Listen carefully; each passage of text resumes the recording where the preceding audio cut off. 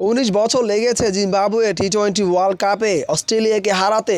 2007 থেকে 2026 19 বছর পর ফের আবারও টি-20 ওয়ার্ল্ড কাপে অস্ট্রেলিয়াকে হারিয়েছে জিম্বাবুয়ে। ইতিহাস ব্রেক করেছে জিম্বাবুয়ে। ছোট দলগুলো বড় দলের সাথে ডমিনেট করতে পারলেও ম্যাচগুলো জয়লাভ করতে পারে নাই।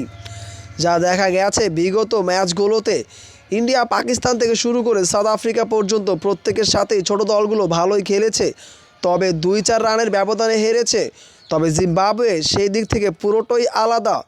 অস্ট্রেলিয়াকে 23 রানে হারিয়ে ইতিহাস গড়েছে জিম্বাবুয়ে দল। জিম্বাবুয়ের দেওয়া 169 রানের লক্ষ্যমাত্রা তাড়া করতে নেমেই শুরুতেই 4টা উইকেট হারিয়ে বসে অস্ট্রেলিয়া দল। এতেই বিপাকে পড়েছে অজি ক্রিকেটাররা। মুজারাবানি এবং ইভান্সের বোলিং তোপে অস্ট্রেলিয়ার ব্যাটসম্যানরা ডাকানি চৌবানি খেয়েছে। একের পর এক উইকেটগুলো বিলিয়ে দিয়ে এসেছে। অস্ট্রেলিয়ার টপ অর্ডার, মিডল অর্ডার পুরোটাই ব্যর্থ।